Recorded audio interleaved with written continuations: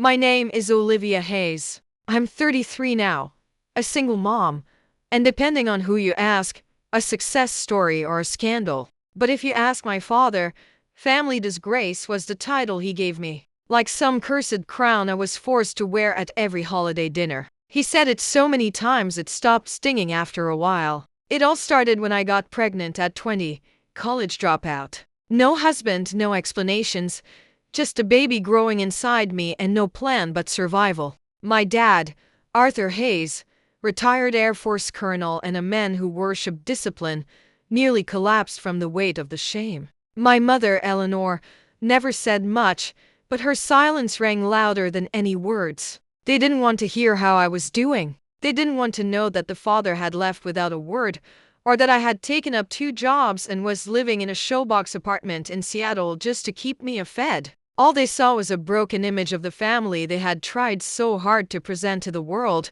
They stopped inviting me to things after Mia was born. First, it was Thanksgiving, then Easter, then just nothing. I sent pictures, holiday cards, updates, all unanswered. Eventually, I stopped trying. But the thing about rejection is, after a while it hardens you. It teaches you how to clap for yourself in empty rooms. How to build a life from the ashes of someone else's disappointment. That's what I did. What no one knew, what even they never thought to ask, was that while they were pitying me from afar, I was building an empire in silence. It started with a simple idea. I had been working night shifts in IT support and noticed just how many companies were hemorrhaging data due to outdated security systems. So, I started coding, building something better in the spare hours I had between feeding Mia and passing out on the couch. I taught myself everything. I read manuals like they were novels. And then one day, it clicked. Nexus Secure Solutions was born. At first, it was just me and my old Dell laptop. I registered the company using a fake name because I didn't want anyone knowing. Not my friends, not my family, not even my sister Chloe. I bootstrapped everything, pouring every cent I made into development, marketing, and client outreach. 2 years later, I landed a defense contract with a firm in DC and things exploded. Within 6 years, Nexus was worth over $510 million, and I was its anonymous founder, hiding behind a team of executives who believed in my vision but respected my need for privacy. I bought a penthouse in New York City overlooking Central Park. Mia got into the best private school money could buy. I paid for everything in cash. I stayed off social media. I lived a life of silent luxury. And I made sure my name never touched a tabloid. My life wasn't a story. It was a secret. And I liked it that way. But I hadn't forgotten about them. No matter how much money I made, some part of me still longed for their approval. Or maybe it wasn't even approval. Maybe it was just acknowledgement that I wasn't a failure, that I hadn't ruined everything. So I helped quietly. I paid off their mortgage when they didn't know how. I cleared their debts under the name of a fake financial advisor. I made sure Chloe got through nursing school without a penny of student loans. My brother Daniel, the golden boy dentist in Denver, had no idea that the startup loan he got was backed by one of my shell companies. I did it all in silence, and I told myself that was enough until the night of their 40th wedding anniversary. It came in the form of a thick cream envelope with gold calligraphy, sent by courier to my New York address. Inside was an invitation to a black tie gala at the Savannah Grand Hotel, complete with embossed gold trim and the words family scrolled across the top. I almost laughed. Family only? That had never included me before. I didn't want to go. Every cell in my body screamed not to. But something, maybe pride, maybe pain, told me I had to. Mia wanted to go. She said, "Maybe they've changed, Mom. Maybe they're finally ready to see you." I didn't have the heart to tell her they'd never wanted to see me, but I packed our bags anyway. I wore black. It felt fitting. Mia wore navy blue and silver ballet flats. She was taller now, with the same stormy green eyes I had and a quiet strength that came from watching her mother survive the impossible. The ballroom was stunning. Crystal chandeliers, rose arrangements taller than children, a live jazz band playing Cole Porter. People whispered when we walked in, not rudely, just curious. It was like they couldn't place us, like we were unexpected. And then I saw him, my father, standing at the head table, whiskey in hand, a grin stretched across his face like it had been carved there. My mother sat beside him in a pearl gown, her hair perfectly done. Daniel was there with his wife, Chloe with her fiancé. They all looked like a perfect portrait of American success. Then came the toast. My father stood, cleared his throat, and raised his glass to 40 years of love, legacy, and family. To those who carry the Hayes name with pride and dignity. Then he turned, looked straight at me. His smile dropped. And to the ones who don't, he added, the room falling silent. To the ones who've shamed this family, Olivia, you can get the hell out. You're still a disgrace. And I did. I didn't scream. I didn't cry. I didn't make a scene. I just turned to Mia and said, let's go, honey. Because if there's one thing they never understood, it's that silence. When you know your worth, is the loudest answer of all. The silence in the car ride back to the hotel was thick. Mia kept glancing at me as if waiting for me to break down, to cry, to curse or scream, or even laugh. But I didn't. I stared out at the Charleston streets, glowing in soft amber light, and I held her hand gently the whole way. Maybe she thought I was in shock. Maybe I was, but mostly I just felt still, like something inside me had finally stopped spinning. Back in our suite at the Oakhaven Mansion, a place I had booked weeks in advance. Knowing I could never trust my family's hospitality, I slipped out of my heels, sat at the edge of the bed, and took a deep breath. Mia stood by the window, arms folded, watching the city below. They didn't even ask how I'm doing, she said softly. It stung, not because it was surprising, but because she noticed. She was just 13, but smart, painfully smart. I had tried so hard to shield her from this side of the family, from their sharp tongues and silent judgments. But kids always know. Even when we think we're protecting them, they're already figuring out what kind of love is missing. I'm sorry you had to see that, I said. She turned and looked at me. Are you okay? I looked at her. Really looked. I've never been more okay.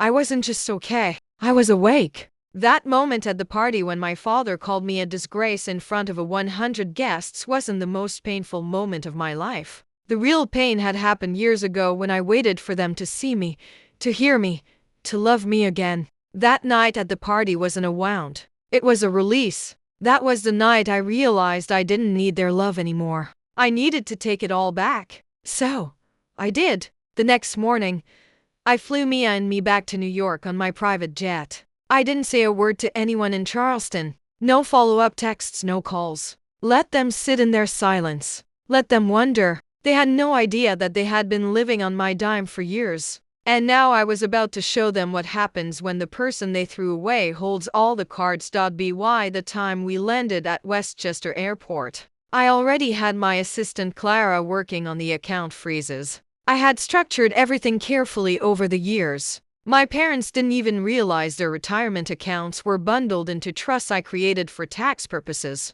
Trusts that I owned. Daniel and Chloe's debts consolidated under a subsidiary of my tech firm. Every gift I gave, every loan they never repaid, every surprise tuition payment or vacation, it was all traceable, all mine. Begin with asset lockdowns, I instructed Clara through my earpiece as I walked into my penthouse, the skyline of Manhattan blazing in the afternoon sun. I want full reversal on all funds by end of day and cancel the auto payments on their utilities. Every last one. Clara didn't even flinch. She had been with me for 5 years. She knew my family only as the ones who called from blocked numbers. Do you want them notified? She asked. No, I said. Let the silence do the talking. By that evening, the Hayes estate in Savannah was financially paralyzed. My parents' accounts started declining transactions. The house mortgage, once paid comfortably every month by an anonymous benefactor, went into sudden default. Daniel's business card stopped working at his dental practice in Denver, right in the middle of a supply order. Chloe's rent bounced. The shock must have been poetic. But I wasn't finished. I had my attorneys draft legal documents outlining every transfer, every financial favor. I wanted them to see it all in black and white. 5 lawyers, the best of the best, including Andrea Fisher out of Chicago, who once sued a Fortune 500 company into the ground, hand-picked and on standby. And then I sent the final wave. The police. 6 air patrol vehicles, silent, sleek and fast, touched down in the Hayes driveway around 2:17 a.m. Savannah time. It wasn't an arrest. It was a document delivery and a property audit. All legal, all traceable, and all completely unexpected. They woke up to searchlights and badge flashes. The same house that once held Sunday brunches and perfect family Christmases was now the scene of an investigation. I watched it unfold on a security feed I had installed years ago for their protection. Dad stumbled out onto the front lawn in his robe, shouting. Mom stood behind him, clutching her pearls. A perfectly staged scene. Except no one was acting anymore. They had no idea that this was just the beginning. I didn't enjoy it. That's the part people never believe. I didn't smile watching it happen. I didn't dance around my living room in victory. There was no champagne. But I did feel something I hadn't in years. Peace. For once in my life, the silence was mine, not theirs. I wasn't sitting in the corner of a family party trying to prove myself. I wasn't swallowing my pride just to stay in the room. I wasn't asking for a seat at the table. They kept pulling away. Now I was the table. Mia and I stayed up late that night, sitting in our pajamas on the living room floor eating chocolate cake straight out of the pan. I told her the whole truth about Nexus Secure Solutions, about the fortune, about how I built everything while the world, including our family, thought I had nothing. Why didn't you tell them before? She asked. Because they never earned the right to know, I said. She nodded slowly, then smiled. I'm proud of you, Mom, and that those 5 words meant more than anything I'd ever wanted from Arthur or Eleanor Hayes. My daughter saw me. She knew what I'd survived. She understood who I had become. And more than that, she believed in me. There's something about reclaiming your power that changes the way the air feels around you. Everything becomes sharper, cleaner, more honest. Even the silence starts to feel like peace instead of punishment. That week after the party, I walked through my life like a woman unchained. For once, I wasn't hiding. I was no longer Olivia, the black sheep, the mistake, the family embarrassment. I was Olivia Hayes, the woman who built an empire. While they weren't looking, Mia noticed it first. You're walking taller, she said one morning as we stood in the marble kitchen of our New York penthouse. I looked at her, 14 years old now and already wiser than most adults I knew, and smiled. I guess I just stopped apologizing, I said. The news of what happened in Savannah spread fast, at least within our extended family. My cousin Nora texted first asking if the rumors were true, that our parents were under financial investigation. Then Aunt Grace called, saying Dad was furious, threatening to sue someone but too broke to afford decent counsel. I didn't reply to any of them. Instead, I picked up the phone and called a name they'd all forgotten. Robert Quinn, the family's former financial advisor, the one my father fired years ago for questioning too much. Robert had reached out once after Dad cut him off. He told me, if you ever need a second look at the books, give me a call. I kept his number. When he answered, I reminded him who I was. He paused for a moment, then chuckled. I always knew you were the smart one, he said. How can I help? I want to make sure the Hayes estate is clean, I said. No illegal transfers, no shady backdoors, and I want to make sure I have full legal control of every asset I funded. Robert agreed. By the end of the week, his team had audited everything. The house in Savannah, the vacation home in Maine, even the vintage car my father bragged about restoring himself, which ironically was bought entirely with a wire from one of my shell companies. It's all under you, Robert confirmed. Every cent they spent for the last 8 years traces back to accounts you either created, controlled, or sustained. I already knew it, of course, but hearing it laid out like that, factual, unarguable, was cathartic. I wasn't being petty. I wasn't being cruel. I was simply taking back what was mine. The only difference now was I no longer needed to hide. So I called a press conference. Nexus Secure Solutions had always been a quiet giant. We never did flashy launches or made public noise. That was by my design. But now I wanted the world to know who stood behind the screen. I was done letting the world define me by the version of me my family tolerated. The conference was held at the Edgewood Convention Center in downtown Manhattan. Dozens of reporters arrived, most curious about the cryptic email invitation that read, "The mask comes off. Meet the real founder of Nexus Secure Solutions." I stood at the podium in a navy pantsuit. No flashy jewelry, no elaborate speech, just me, finally unfiltered. "My name is Olivia Hayes," I began. "For 13 years, I built one of America's top cybersecurity firms in silence. Not because I was afraid, but because the people closest to me made me feel small." I paused, looked into the crowd of cameras and pens. I was told I was a failure, that I was a disgrace, that I had ruined my life by becoming a single mother. But what they didn't know is that I built something stronger than their approval. I built this life not just for me, but for my daughter and for every other woman who's ever been told her worth comes from someone else's permission. There was silence, then applause. I didn't smile. I didn't cry. I just stood there grounded in truth. Reporters swarmed afterward. Headlines went viral within hours. Nexus Secure CEO revealed, from single mom to tech mogul. Olivia Hayes breaks the silence with $510 million empire. Family who shunned her lived off her fortune.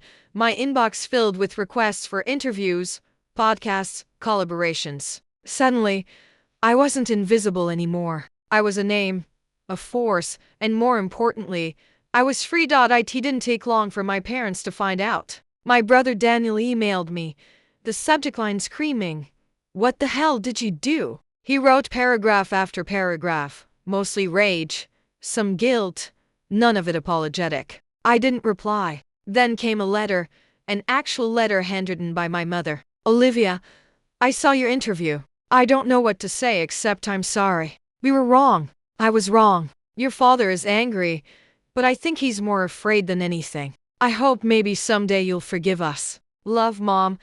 I held the letter in my hand for a long time. I wasn't sure how I felt. Sad? No, angry? Maybe, but more than anything, I felt done. They didn't get to apologize now that the world saw me. They didn't get to ask for forgiveness after building their lives on a lie they were too proud to question. So, I folded the letter and placed it in a drawer. I didn't tear it up, but I didn't answer it either because forgiveness, like trust, is earned, not begged for. That week, I invited Mia to tour the Nexus headquarters for the first time. We walked through the offices as dozens of employees stood and clapped. Some had worked there for years and never realized I was the ghost behind every decision. "Mom," Mia whispered, "they love you." "No," I said, smiling. "They respect me." "That's even better."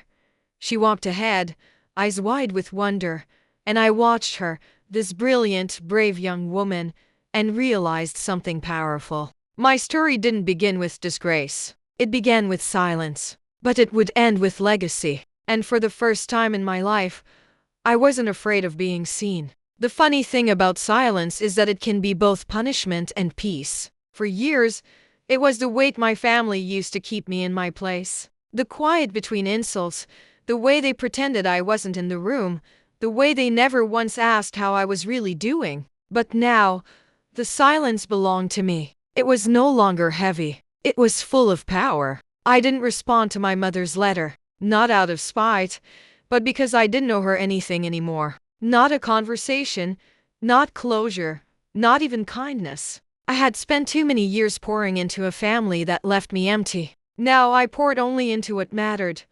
My daughter, my company, and myself. Life after the reveal moved quickly. Nexus expanded into Europe with headquarters in London and Berlin. Our valuation crossed $700 million within 3 months. My face was on magazine covers, Forbes, Time, Fast Company, and I was invited to speak at tech summits and women's leadership events all over America. But I didn't take every interview. I chose carefully. My story wasn't about fame. It was about truth. One afternoon, Mia and I sat on the terrace of our Los Angeles home, watching the Pacific crash against the cliffs. She was doing her homework. I was sipping tea, watching her. She looked up and asked, "Do you miss them?" I didn't have to think about it. "No," I said. "I miss the idea of what they could have been, but not who they actually were."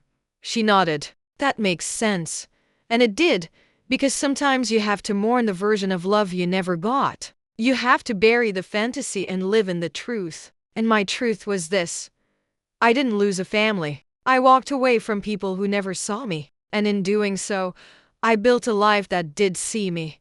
One where I didn't have to shrink, apologize, or hide. I never sent police again. I never filed more legal claims. I let everything settle. The house in Savannah went up for sale. The vintage car was auctioned off. They faded into the quiet like dust swept into corners. But every now and then, I'd hear whispers, a message from a distant cousin, an article quoting my father, bitter and vague. I never responded. I had already spoken the loudest sentence of my life without ever raising my voice. I'm gone and I'm not coming back. Not to their table. Not to their expectations. Not to their silence. Because the final silence was mine.